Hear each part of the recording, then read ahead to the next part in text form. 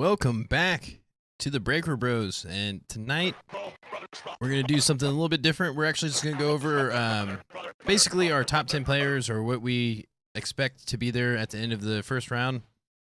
I guess starting out, is there anything that you want to, potentially talk about in terms of the first round or what you expect before we get into the list, or you just want to get right into the list? Well, I think that the thing I expect is for a player that we didn't think we'd be able to get to be available at 28. So probably going to be from a position of depth. I'm thinking sort of like the T. Higgins kind of pick, where during that draft, I remember expecting T. Higgins to be a first round pick, and when he was available in the beginning of the second round to the Bengals, I was pleasantly surprised. So I think it's going to be something like that, where there's going to be a position of depth, and I think a position of depth is going to overlap with the Bengals position of need, and we're going to get a little bit better of a player than we were expecting to get at 28. You know, I always thought that my working theory with the NFL has always been that picking at the end of the first round is not as big of a disadvantage as it was intended to be, because I think a lot of teams that pick earlier are more desperate for players. And if you've already got a good team, you can kind of be selective and pick, best player available, right? As opposed to, crap, we need a, fill in the blank, right? We need a wide receiver, and we picked 10, and even though we only had 2 players ranked in the top 10, we better get a wide receiver, else we're going to be even worse next year, right? I just feel like there's a lot of desperation in like picks, between say like 7 and 15, where you're kind of picking because you have a strong need, and the need kind of overwhelms kind of the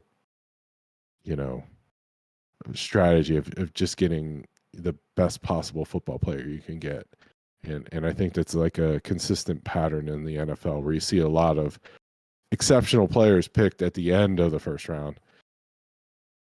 Yeah, no, I think we did a good job of filling in the bigger holes. The one I was initially worried about would be the linebacker position, because I really didn't expect Pratt to come back.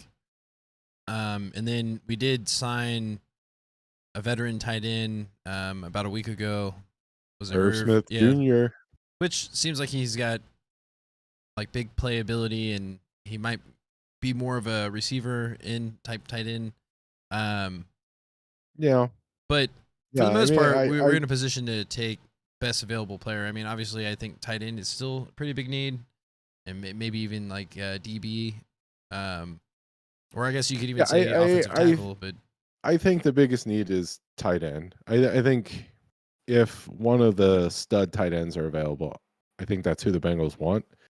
But I could see that flipping, where maybe our target is picked, and it's a pretty deep tight end draft.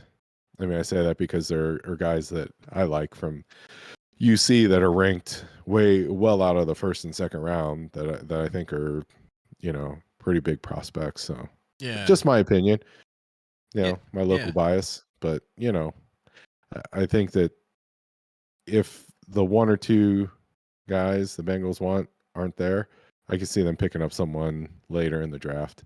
Yeah, I mean, there's and kind of shifting to a different position.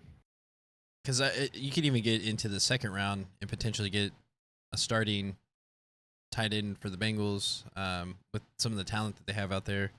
And this would definitely be a good year. Even if we pick a tight end early, you could still like get another tight end later in the draft that could be more of a project. But nonetheless, I feel like we're in a really good position to still take PPA, even though there still might be positions that outweigh other positions. But I guess going to the list, it's kind of a mixture. It's not, I would say, necessarily what we think would be the number one if we were the GMs, but it's more or less based off of talent plus what we think the Bengals would think. I would, I Okay. would, I would have, and then I'm sure some on this list could be rearranged one way or another. But this is essentially our top 10 list based Okay. off So of. what order are we going in? Reverse order? So 10 through 1? Yeah, we could do that. We could. Yeah. Let's just start in reverse order, and then I guess we could work our Okay. way. Let me see if I got the timpani working. Kinda. We'll do So, that for the number 1 pick. I wish I had horns.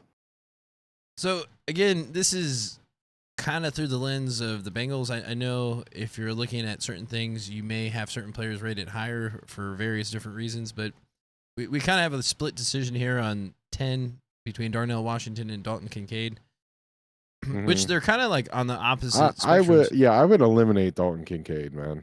Let's just get him out of here. But I don't know. The way I see the Bengals is that I think they would be okay with either three of those, the top three tight ends, or I would say the consensus top three tight ends. Yeah. Have you seen Dalton Kincaid block? Well, that's what I'm saying. That's why he's low on our list for the Bengals, is that he would be there just purely off his receiving Yeah, ability, I and it's would I like, would put him at 11. Let's just talk about Darnell Washington. okay, well, let's go into Darnell Washington. I feel like the big Bang. selling point for me is that he's gonna he's a phenomenal blocker and he's very versatile. Yeah. So we Mhm. can move him all around, put him in the backfield if we need to, and then I think we could catch people off guard Well, because yeah. Well, you they're sold me by saying the magic word, right? what, fullback, backfield, Yeah, he could play fullback, right? yeah. Nice. Yeah, and then and I guess you could say the same thing about Mayer. I think I've seen him block out of the backfield as well, but I just feel like for the Bengals, he would just fill a pretty big need, and then plus we're in a division with some really elite pass rushers, so like he would be a type of person that you would put for either tackle. You could put him on that side for help and Mhm. help I guess chip those elite pass rushers.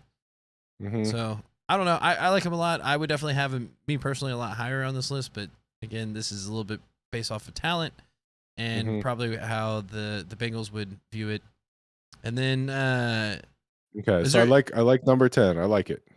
okay? And plus, he's from You said Georgia, and I feel like. fullback. You said fullback. So yeah, that'd be awesome. And then number 9, this one, Cam Smith. I could see him Mhm. going defense in the first round. And I feel like corner wise, like I don't think there's 100%.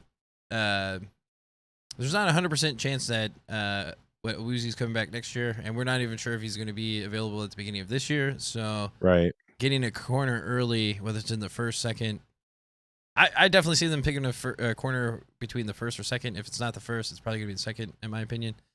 Yeah. Well, Because and I could see a corner happening.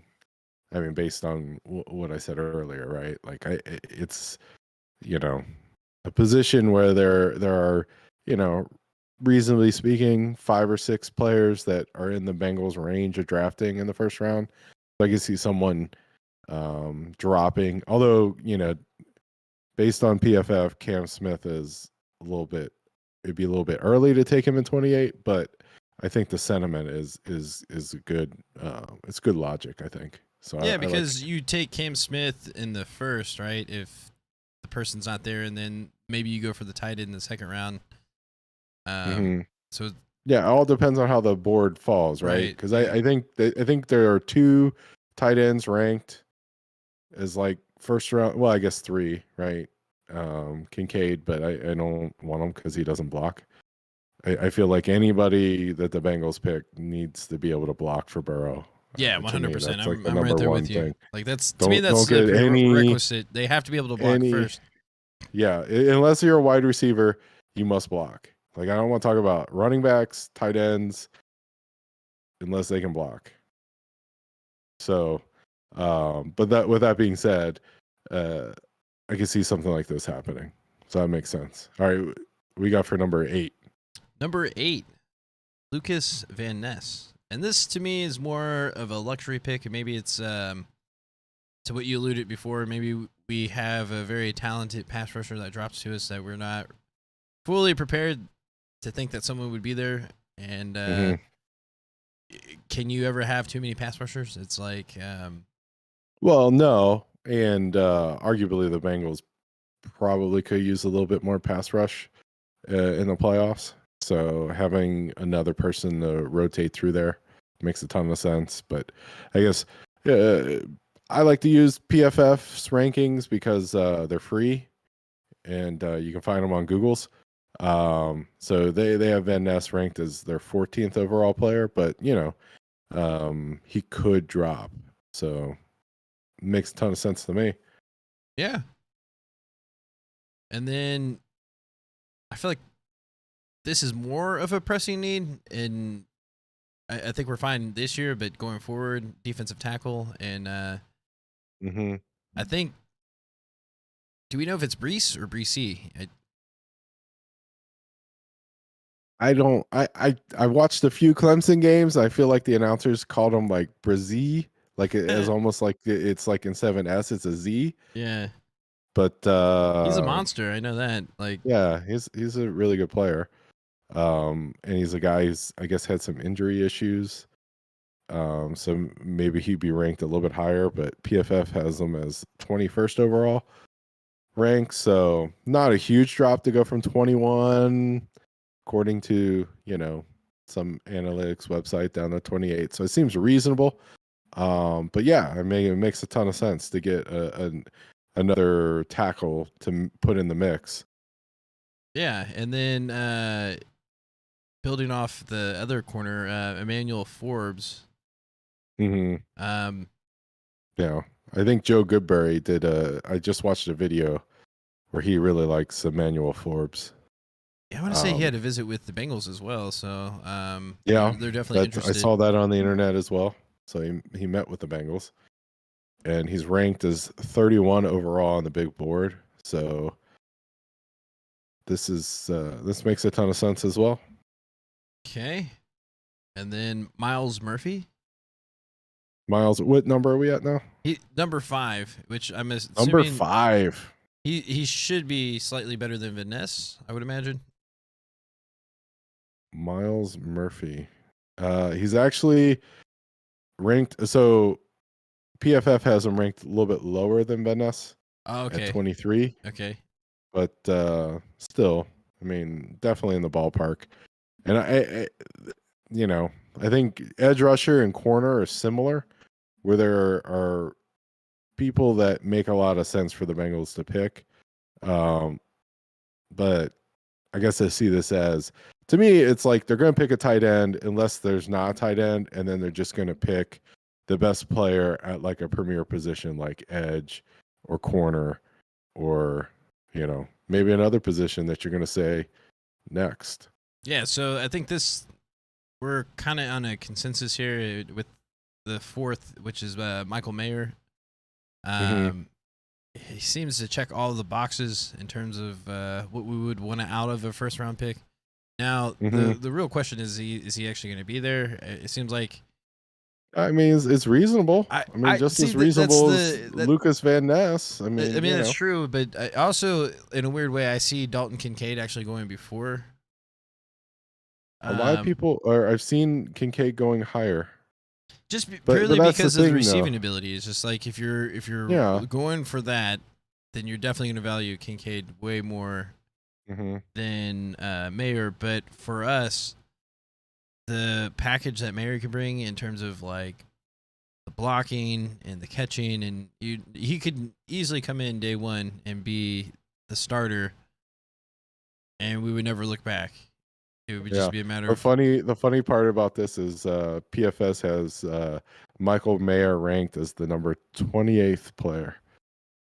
wow. My gut is telling me that we're gonna pick him, and then not only are we gonna pick him, I just feel like they're gonna trade up and pick him just to make sure that they get him. Because I feel like I hope they don't trade up, but it's hard to. Because I feel like if they sit there, then someone else is gonna trade up and grab him. Like every year that the Bengals have ever drafted, obviously.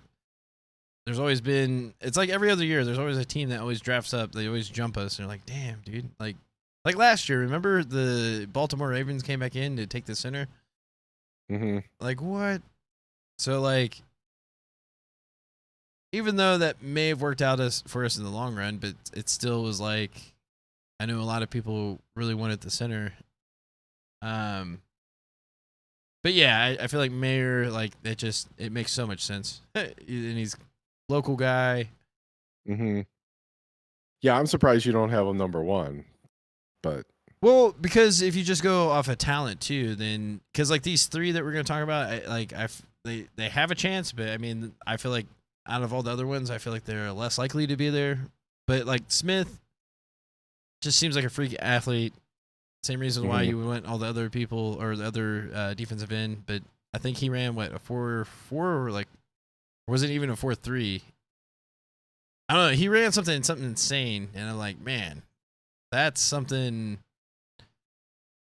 I don't know. I just can't see him getting past like a defensive minded team, whether it's like the Ravens or the Steelers, even though I'm sure they have other pressing needs. Mm-hmm. Just 4.3. I mean, that would be awesome. Coming off the edge. Yeah. And then, is it Cansey or Cansey? Maybe it's Cansey. Defensive tackle. So we're at number 3? No, number 2. Nolan Smith was number 3. Oh, okay. Yeah. Defensive tackle.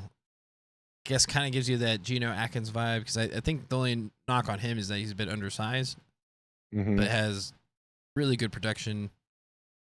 Seems like he's really talented. And then number 1, Darnell Wright. Oh man, I didn't even get to do my drum roll. Oh, sorry. Do that again. Hold on a second. And number 1. And number 1, Darnell Wright. Whoa, Darnell Wright? Yeah. Never would guess you were going to say Darnell Wright. No, I mean, again, it's all things considered, and this is in a situation where I don't necessarily see it translating this way, but if we happen to get rid of Jonah Williams, then this would make perfect sense. Darnell Wright, if he's still there, I also think he may not even be there because. Well, yeah, I mean, he's been all over the place, but I guess Pro Football Focus has him as number 20. So. Yeah, I've seen him go all over the place, but chances are, because like there's so many other teams that need tackles as well, because they either lost one or the other one, you know. So it's like there's a good chance that he's gonna go in the top 20. But yeah, maybe you can trade up. Maybe Yeah. you could offer Jonah Williams plus the 28th pick to move up to get Darnell Wright if you need him. I mean, that would be a perfect world, but the way I see it, I think the reality setting in is that I think truthfully the Bengals valued Williams more than probably another team at this point. Yeah. Well, I have not seen a single trade that makes the Bengals better next year that involves Jonah Williams. It's all like, well, you trade him and then you get, like say even if you got Darnell Wright, right? I mean, would he be a better player 3 years from now or 2 years from now than Jonah Williams? Potentially. But I mean, it's hard to see a rookie come in and be as good as someone who started in the NFL for a few years. I mean, I know it's a positional change, but to me, it's like just offensive linemen. It just feels like it takes them a few years to become to grow up in the NFL. You know, they need to like grow into their bodies and grow into their, they have the size, but it takes them a few more years to get that NFL level of strength, right? So even if like you find a guy who projects to be a better player than Jonah Williams, doesn't make him a better player than Jonah Williams for the 2023 season. You know what I realized? To me, I just want the best possible line we can have next year. What'd you just realize? We forgot Bijan Robinson. Bijan Robinson. That's because he's going to be a top 15. That's my hot take. I think it's a lock that Bijan Robinson is going to be a top 15 pick. I think that every single year in the NFL draft, there's a guy who slips down the media's draft boards because people aren't talking about them, because the GMs are purposely not talking about a player because they're hoping that they can keep it kind of secret and snag the player a little bit lower than they could have been picked. And I just think that he'd be the perfect player for the Bengals at running back. He can block, he can catch, he's elusive.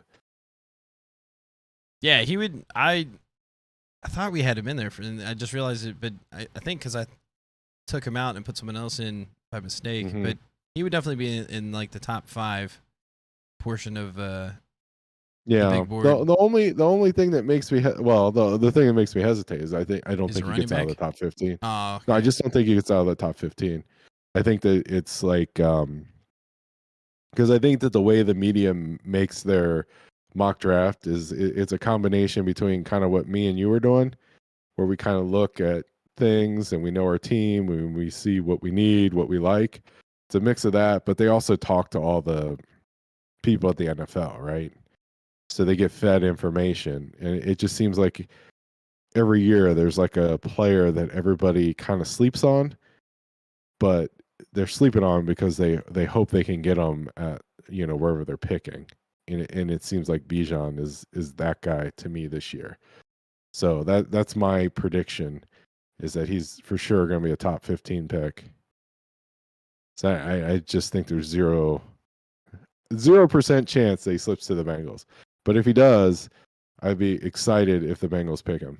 Yeah, so my prediction is just we're going to draft up and actually get the guy that we want in the first round, because I think it's that tight end. He's going to be close enough. We're just going to go get him. But yeah, I think that there's a really good chance that Mayer or Washington slips to the Bengals at 28.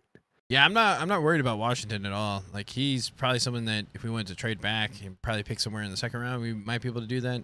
But we would also probably just take him at 28. Like, why even worry about it? Yeah, But why would you do that? Especially a guy like him who's like so good at one thing and is developing as a receiver. Mhm. Like, that's a guy where I think that having that 5th-year option is of great value. Yeah, Because it's sort of like you're like, well, he can play a lot because he's such a good blocker, and then we'll develop him as a receiver. Well, if you pick him in the second round, you're gonna have to pay him or worry about losing him. Well, he's Whereas you'd be better off just because you're gonna have to bake in an extra year for the development. I think that 5th-year option becomes super valuable. he's also known as a blocker. So, like, if you bring him in as a league, and it seems like he really enjoys blocking, and that's the majority of the thing that he does, then he'll be on the cheaper end, even if he's a decent receiver. So, like, yeah, or maybe he could like hang out with me and eat his way into the right tackle position. I mean, that's possible. That's really possible. Yeah. You Show never him where know. all the good places to eat are in Cincinnati. He put on another 50-60 pounds. I'm sure that's doable. But yeah, Yeah. I feel like with the direction that the Bengals are going, I mean, if anyone's more likely to get cut, it's probably Mixon at this point. Seems like that's the feel, but I think at this point, I don't know, man. I think he might just have to take a pay cut. I think that's the most reasonable thing. I think that's probably I hope that's what happens. I hope we keep it and he takes a pay cut. But I mean, if he doesn't, if all these like legal issues don't cause a suspension, like like for the year, I think a pay cut's the most likely thing. Like if he gets suspended for the year, I think you have to cut him. yeah. Well, but I think we're going into the season as Jonah Williams is our right tackle, and if you look at it, I know some people are thinking maybe it gives us a chance to cut Collins, but why wouldn't we just keep Collins? Like at this point, like he's not. Okay, like, here. Let me pitch this to you. Okay, move Collins to left guard. That's what I'm saying. When he comes back, he could just be a really good left guard, and it's like we Yeah, already and then you paid have, Cap like- at $10 million for being a good guard. You have, Why like- can't we pay Collins to and be you have really like, good? and you have like 700 pounds on the left side of the offensive line. Yeah, no, they would destroy people. Collins They and would just obliterate dudes. and Brown. Like Oh my gosh. I mean, like I'm looking at this draft board. I'm like, why not? Because there are some like really big right tackles You know, like You mean Jones like from Ohio State? Ohio State, yeah, or Jones from They're saying he Georgia. might slip to us in the second round, actually, potentially. So DeJuan Jones is 6'8", 374. Draft him, They put him at say that right he might tackle. actually be 400 pounds. That's why he didn't want to be Either waived. way, point being, you draft him, you put him at right tackle. You take I already forgot his name. Uh, Collins? Collins, move him to left guard, right? And just the size of that offensive line, Yeah. just massive. No, And then well, I think because Collins is relatively cheap because like he's most likely going to miss the beginning of the year, and I think the way his contract works is that if he misses any time, it's not like it's like actually cheaper. prorated. Yeah, it's like Yeah. cheaper for them to just like Yeah. because he's guaranteed $3 million anyways, right? So like I think his salary is almost 10 million. So like Yeah. what are you saving around 6 almost? A little bit over 6 million. Yeah. I mean, So because it's like there's weird things about like the injury too. the It's like I don't cost think you can just. analysis, and then if he misses games, it's like you're saving even less. So it's like you might as well keep him, and then if he comes back healthy, he could be a really badass left guard, or at the very least, we have a really good backup tackle, right? Right. You have like I'd a rather right have tackle that. backup. Yeah. He No, he I would be mean, like a swing tackle. Well, I don't know if you would really put him at left but tackle, but it's the same. he would It's the be same. a swing It's the guard and same tackle. thing. Same thing I'm saying with Jonah Williams. It's just like, okay, how do you get better if you get rid of Collins, right? Like you have money, but who are you going to spend the money on, right?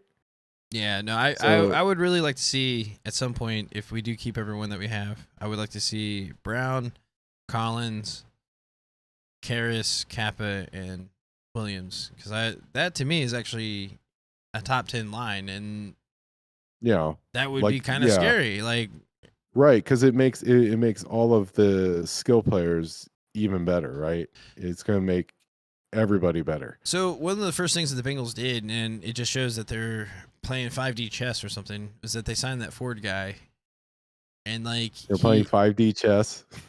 yeah, Yeah. Okay. Cool. I think About they are. time.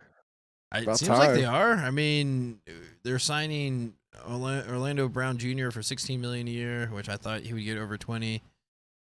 I mean, when we Hey, signed Collins, we it's like we know stuff.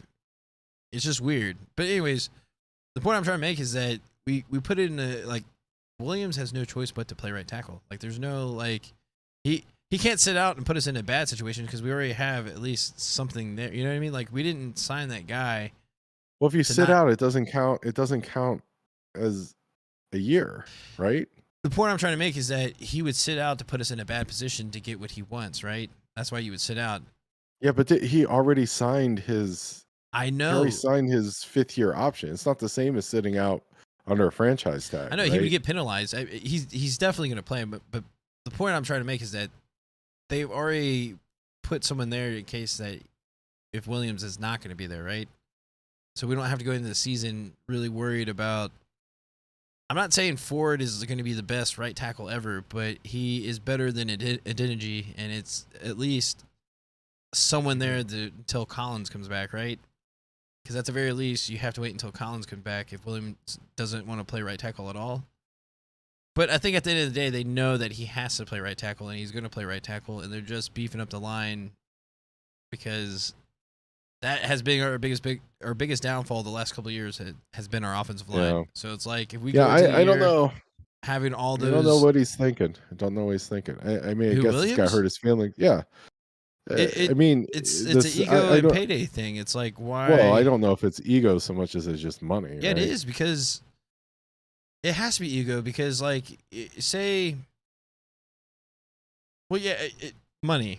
At the end of the day, Yeah, like, I think it's money. I don't think it's ego because well, it's ego because right you're considered, tackles, but you're considered if better right tackles, player if you're a left tackle versus right tackle. You're considered like well, you're but stronger, think about more the athletic, franchise tag. Think about the franchise tag. right? So what's the franchise tag number for a right tackle? I think it's like 12 million. No, it's probably not even that. It's probably 10. Exactly. So it really messes with your free agent year. Well, I get what you're saying, but it's also flawed logic because it's like it only makes my sense logic if is you're sound. no, it is if you're like a good tackle, right? But the thing is that he's a below average tackle, so he's a below average left tackle. So like him thinking that he's gonna get premium dollar is never gonna happen. Because like I said, with his resume the way it is right now, he would only start left tackle at the money that he wants. No, he would only start left tackle if someone got hurt. That's the way I see it. Like there's already people in the league that think he's still more of a guard, and that was kind of like his thing coming out of the in the draft was that he was kind of undersized.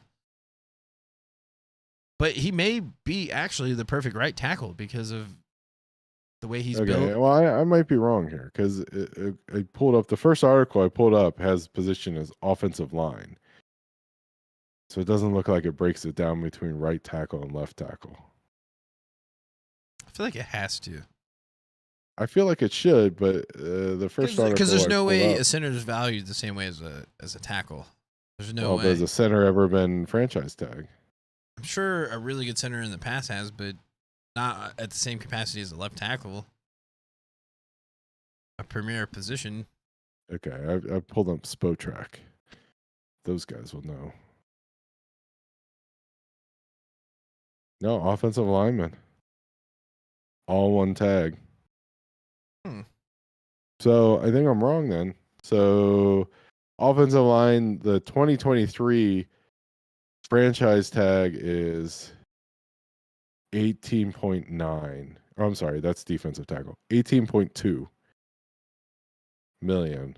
So yeah, I don't think there's any way Jonas sits out. I guess it must be ego then.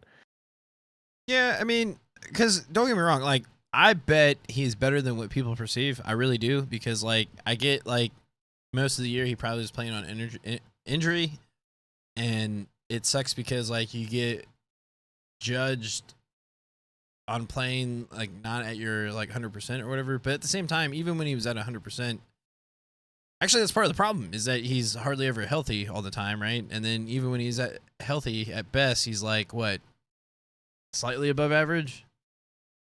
So it's like, well, but who was the highest paid free agent tackle this offseason? Well, I guess that would be Jawan Taylor. Jawan who's Taylor. a right tackle. Yeah, So he he's a right tackle. That's what I'm saying. Like, but if the Jonah wants Chiefs to are get gonna paid, move him fall out to at right left tackle, and then you would have more credence, and like people would believe you more. That okay, well maybe you can play left tackle because what you did at right tackle. or just like you made up the positional versatility, right? Yeah. You have more people that could potentially sign you. You have people that could sign you at right tackle and left tackle. I to me, if Jonah Williams has a good year and plays the entire year, he's going to get paid. Probably as a left tackle. Because I think what's going to happen there's just such a strong need for left tackle that someone's going to sign him. I think no. I think what's going to happen is that I think he's actually going to ball out at right tackle, and he's going to be to the point where we're probably not going to be able to afford him anyways, and he's just going to end up being a right tackle. That's what I think is going to happen. Because he's going to realize, oh, I'm actually way above average at right tackle. I like this, so I'm going to keep doing it. And he's going to get paid pretty decent as a right tackle. Because think about it. Yeah. He was, like, at times, like, he would do all right, but it's just like you can't keep up with the number one pass rusher, right? So if you bump that down to the number two pass rusher, like, I feel like he would perform way better, right? Like, if you're consistently going against the number two pass rusher, I feel like just that. In theory, I don't know. But then someone says, brush your teeth with your left hand, you know?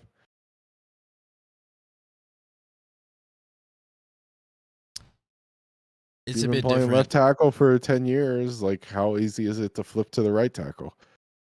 I think even if it requires less athleticism, if you've always been a left tackle, I think a better comp right is tackle. like It's like Jackson Carman, right? Like he seemed to play better at left tackle than right tackle. Way better as a tackle than a guard. Holy crap! Yeah, exactly. Which is but guard weird is because considered like easier position to play. But it's just what you're good at, right? Yeah, so it's a projection. And actually, But he could actually be our future right tackle, is the way I look at it, because like everything is going to kind of like play itself out, and I'd rather have numbers right now. So like yeah, keeping Williams and Collins is like that's a luxury that we yeah, can have right now. And then yeah. To me, it's just you keep because I don't see any of these contracts causing you issues with Joe Burrow's contract, right? no, no, Because nothing. Jonah Williams, because uh, Joe Burrow's contract is going to be structured as an extension, right?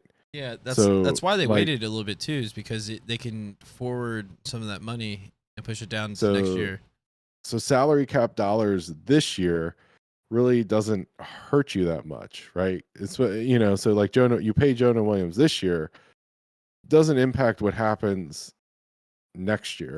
Well, And that's where like the big numbers are for Burrow's contract, right? Or I even think further, like it's one more year after that, right? well because that's how it's going to work out. It's like, okay, if everything goes to plan, right? He balls out and he plays right tackle. He's probably going to get 13 to 15 million, right? Around that range. Maybe a little bit less. Whatever. If I he don't gets a know. decent Depends on how amount. good he is. But Well, I'm just saying, like, because didn't that guy right tackle get 15 million a year or something like that?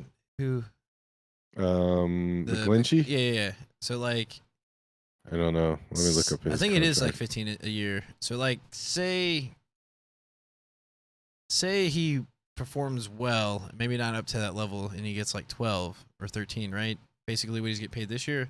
That's a win for the Bengals, because that's he signed somewhere else, most likely, I'm sure. But that's a draft pick, right? That's like a 5th, maybe a 4th round draft pick if he signs for that much. So like that to me is the better option, rather than trying to, because you're not going to get a first, second, or third rounder for him right now. There's no way. Like, because the thing that hurts him the most is that, So McGlinchey's average salary is 17.5. okay, yeah, I don't think he's going to get all that. So I think around 13 or 14 is reasonable, especially if he, balls out. Depends on how good he is. I mean, I hope he does really well. I hope he does as best Yeah, as he I hope he's can. awesome. Me too. Like, because it's gonna help out the Bengals regardless. Because we don't need an all-star right tackle, but we definitely need an above-average left tackle. But the thing is that if he does really well and he gets that big contract, that again helps the Bengals, rather than basically giving him up for nothing now. Because the biggest thing that hurts him, Well, right? yeah, but I mean, even if you give him up for like, say, a second round pick, is a second round pick going to be a better right tackle than in 2023 than Jonah Williams? You know, or But you have Jonah Williams it's this not. year, But you and then don't. he signs a big free agent contract next year, and then you get like a compensatory third or fourth round pick. Like how That's are you worse assuming off? that with the pick that we would get for him, that we would actually draft his replacement. I don't think it would be that case. It would be whatever's best available at that number, right? That second round pick, whether it's like 56 or 40 or whatever. Yeah, but how's that make you? Then you have a problem at right tackle unless you pick a right tackle. Like, do you think who the Bengals pick at 28 is going to be an upgrade over Jonah Williams for 2023? I'd say Like, if we could traded they Jonah pick a Williams right before tackle? or at the draft, then that pretty much indicates that we probably would draft a tackle first round. I feel like we would have to at that point, right? Yeah, I just don't think that like a rookie right tackle is going to be as good as Jonah Williams in 2023. I know. Not with the ones that would be available at the time that we would pick, and what's coming out. Yeah, Right, and then next year you're going to pick because hopefully in the same the only spot one, I ish, think the right? only exception was that Paris is there. That it's that other tackle for Ohio State. He looks like a stud. That I think it's like Paris something. Paris Johnson Yeah, Jr. yeah. He looked real Yeah, good. but he's not at 20. He's projected higher. But Yeah, the whole point you're just is, saying any like, tackle. I just don't think rookies on the offensive line are as good as veterans. And It's it's rare. Yeah, really rare. it's like okay, do you feel confident that it's an upgrade for next year? If not, then just do as best you can this year, and then worry about it next year. And Either draft a guy we next year potentially or have the replacement sign a already free on our agent. roster with Carmen. Yeah, with Carmen. Or Collins, right? You hope Collins plays, right? Yeah, But I like Collins still. That's the crazy how people are like already brushing him off, but it's like I no, get he man, had a move him to series. left guard, man. That's my dream is our 5-man line with Collins and I would love to see that, especially Jonah when Williams. it gets colder and like Yeah. Just all that mass on the left side of the offensive line. oh And then no, what? we had a message and it deleted. Oh, Uh no profanity.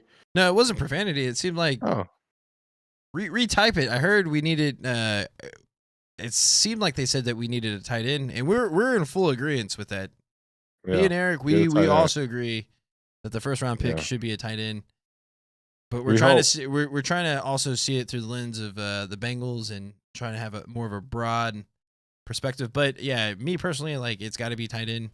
Mayer makes the most sense from the Bengals perspective. But if you're asking me, I'm taking Washington all day at 28. But I mean, I don't know. This year's draft feels a little bit different than last year's because I feel like there's, like I said, we have a big board of 10, and I feel like it didn't feel like that last year where we had like 10 people you would be happy with. It was more or less like, because I remember really hoping that the center would drop to us, and then when Baltimore traded up and picked him before us, but then it worked out because I really do like the safety that we got. I can't think of his name right now, but it like I feel like he's going to do well this year. We predicted that one, right? We did, yeah. No, we Because predicted. we trusted. We don't was it remember his PFF? name, but we predicted him. It's too many names to remember. Yeah, you know that guy. What's his face? Yeah. But no, Mikey. What's his nuts? I fairly confident. I'm 85% sure we're gonna get Mayer in the first round. I think it's been written for a while, and I think part of the reason why it's gonna happen is because Kincaid is gonna get picked first, and it's gonna allow him to drop a little bit. Yeah, but I also feel like we're gonna trade up and get him, trade up to 20, make sure we get him. I would be shocked if the Bengals traded up. Shocked. I mean, you're right. I think they play. They're weird about the draft. They're so cool when it comes to the draft, or maybe naive. Maybe that's a better word because it's like other teams. They perform how I think I would perform if I was a GM or owned an NFL team. Because like other teams, like they make trading in the draft look easy. Like they're always constantly maneuvering around. And it's just like you wish the Bengals would do the same. But honestly, I really can't complain the last couple of years because they've done so well. So it's like it's easier to complain before. I would be. So would you be a trade up kind of GM? Is that what you're saying? In this draft, yeah, because I feel like I would be Mr. Trade Down. I don't know. I just feel like you get Mayer, and like that puts us ahead the next couple of years. You know.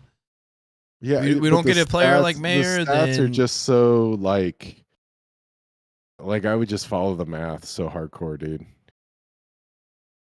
I feel like there's some teams that do that already, but yeah, it only works if you've got the elite dudes, though. Like once you have elite players, then you're just looking for role players. And it's so much easier to find role players in the draft than it is to find elite players, you know?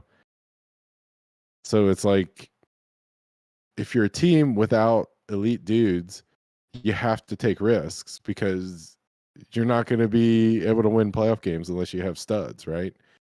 But once you have those dudes, then it's just like, yeah, we need guys who can complement our great players. So it's easy to be smart. You just trade back and you get like the complementary dudes and you just stack picks, right? Well, for us, like we already have the cheat code, which is Burrow, Chase, and Higgins. Like that. in itself is the cheat code, and you build everything around Yeah. that, and Right. everything is manageable. You re-sign those dudes, and then in the draft you trade back and just get volume Yeah, because you don't need and that's why I think like the mayor chances makes sense because I could see teams saying, okay, Kincaid is the guy more likely to be a star receiver. We got to take him. Whereas the Bengals don't need a star receiver. They need a dude who can do a little bit. They need a reliable tight end option who doesn't give away what the play call is going to be because he's in. he's yeah. They need a guy who's versatile, can catch and can block, who when he's in, you don't know for sure what the Bengals are going to do. See, that's right? why I want to get like a Mayer or maybe Washington early in the draft, and then we get like more of a project guy like a Wiley later in the draft.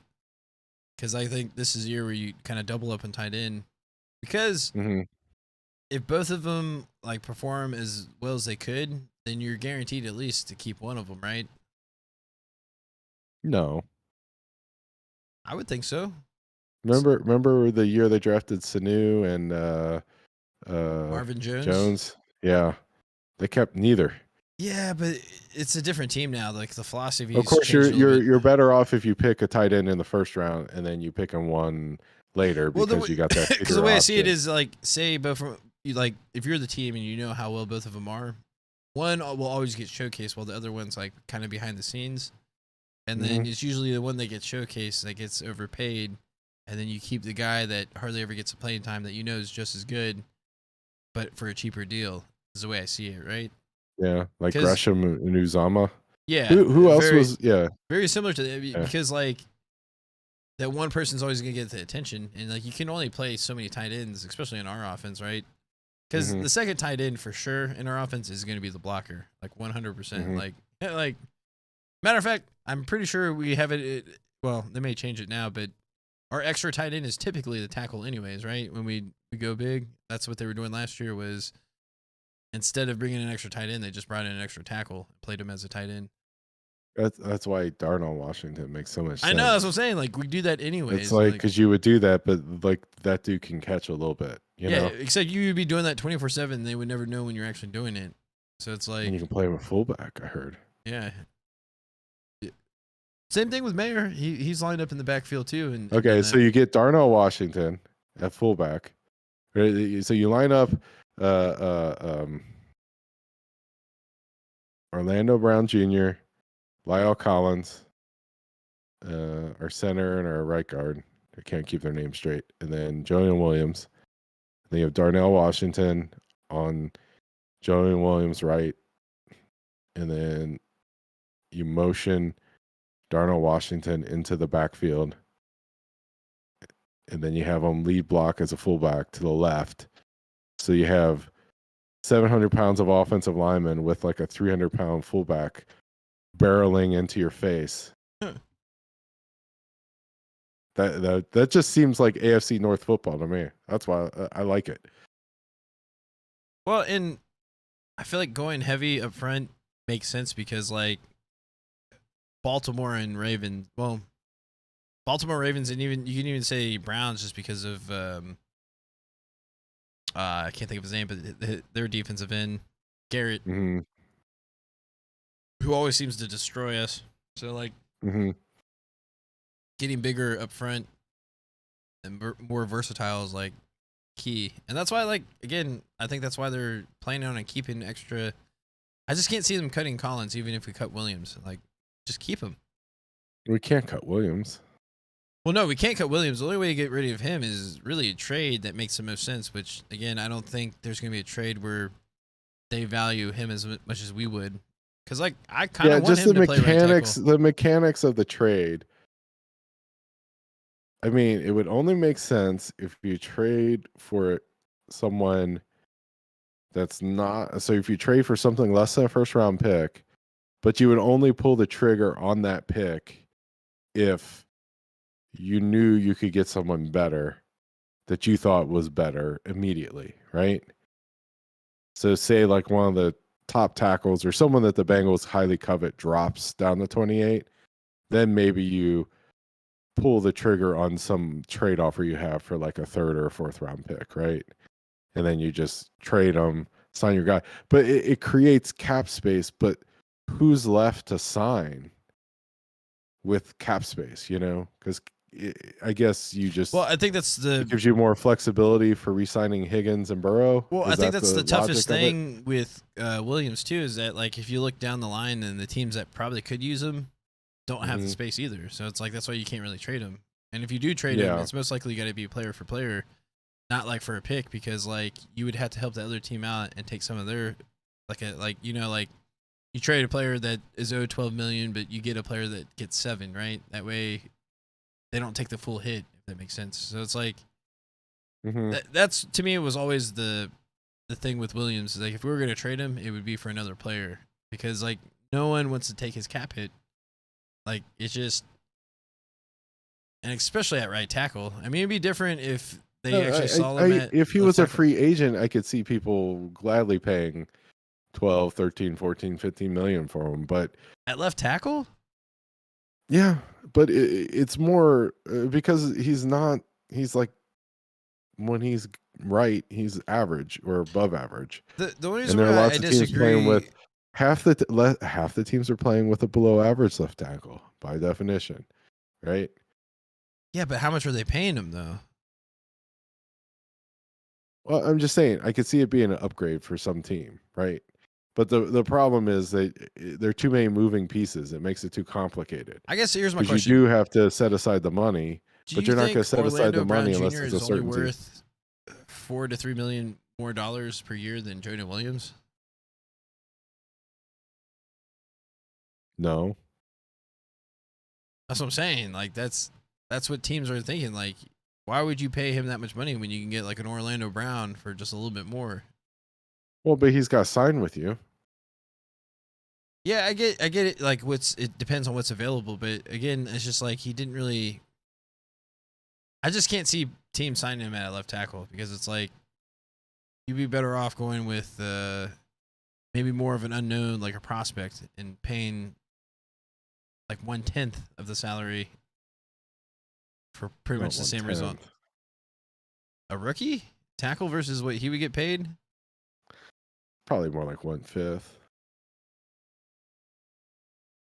How much do you think he's going to get per year? What, Jonah? Yeah. I don't know. More than 10. Between 10 and 20. Okay. Big range, but something like that. I don't see him taking a major pay cut. I think he's going to get paid about what he's getting paid now. Yeah, I guess. 13, 14 million. I mean, he's still young. If he proves to be healthy, people are going to sell themselves. Teams out of desperation for left tackle will sell themselves on the upside of it, you know? Yeah. I don't Yeah, know. that's how free agency works. It's a premier position though. You need a left tackle in the NFL. No, that's for sure. Yeah, like I said, I hope he does ball out. I hope he sticks it out with us and plays really well. That way, Mhm. it works out for everyone because Yeah. someone will pay him, especially if he shows the results. I guess to your point, like I don't think he's just the way I look at it is that he's like he's like the Andy Dalton of tackles, right? Yeah. Like he is the line.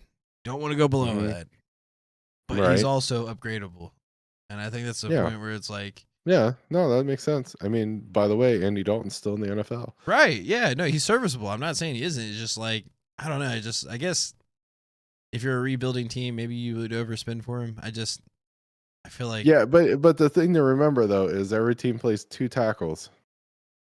yeah, but that's the thing. He only wants to play left tackle. I Supposedly, bet you if you paid him enough, he would play right tackle. yeah. To me, that's his best path of success is just playing really well at right tackle and getting overpaid as a right tackle versus Well, it doubles your options, I think. yeah.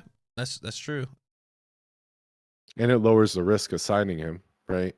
Well, I mean, yeah, that's why I kind So of like if he's truly upgradable, then if you sign him a free agent contract, then you draft the upgrade, and if the upgrade is better, then you put the upgrade at left tackle and you kick him to right, and you just say, well, it's worth the premium to have dependable bookends, right?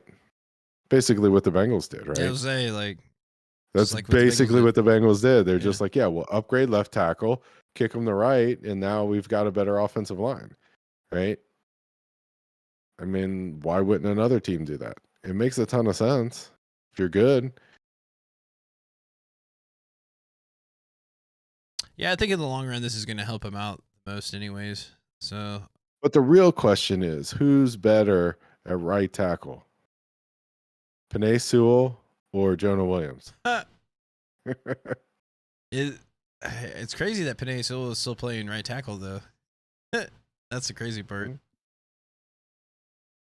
But I mean, I'm sure he's pretty good though, because like for him to go to left tackle to right tackle, and it seems like I don't know. Has he made the Pro Bowl yet? I think he has. I don't know. I have to Google because I don't know. I feel like he has. I think he had like a really rough start, and then he's really come around. But I don't get a sense that he's that dominant like tackle that they made him out to be. Like he's supposed to be the next coming of Anthony Munoz, and I haven't seen that part yet. Like, oh, he made the Pro Bowl 2022. Yeah, as I say, I'm pretty sure he made the Pro Bowl. What was he? All Pro. Probably not all pro. I wouldn't go that far.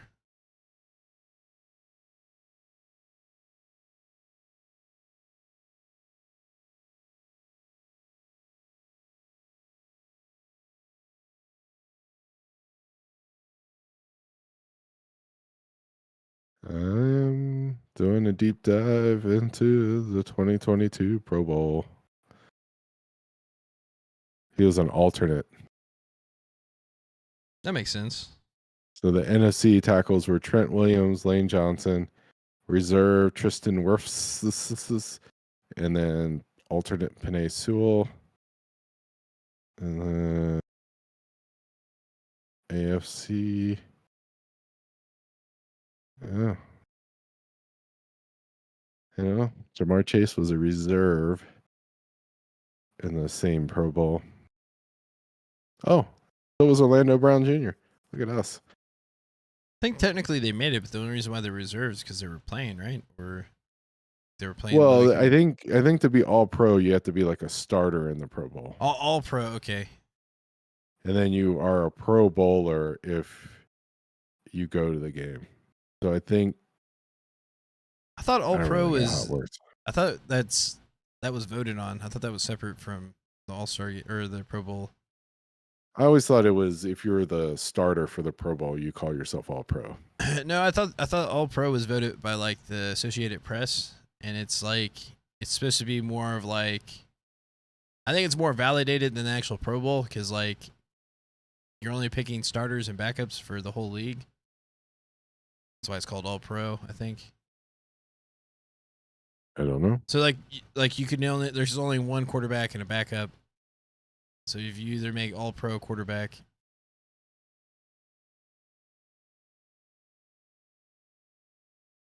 But I want to say it's more have to do with like the press voting on it versus like the general public. Associated Press, all pro. Making sense. Consistent with what you're saying. It's more like you put it on your resume for like the Hall of Fame. Like it holds that type of weight. I see.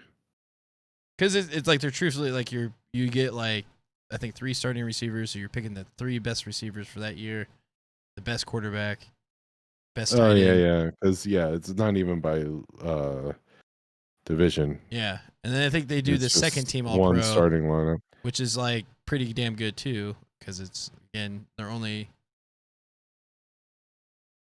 and I think that's it. Yeah.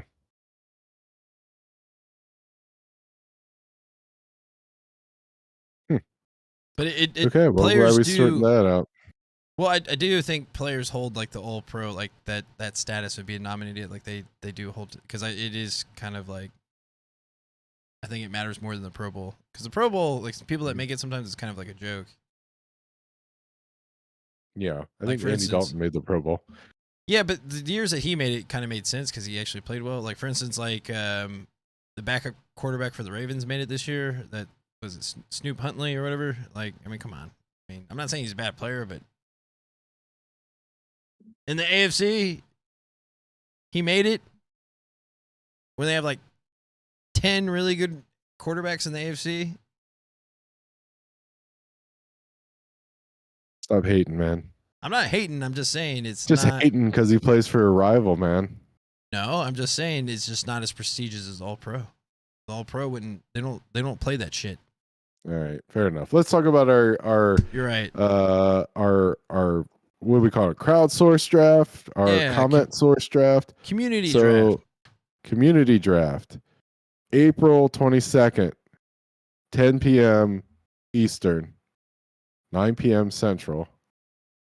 We're going to try to get enough comments on our live stream to put together a draft based on the comments.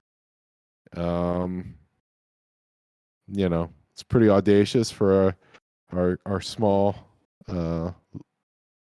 relatively modest subscriber base, but the subscribers that subscribe to us are real football fans, real Bengals fans.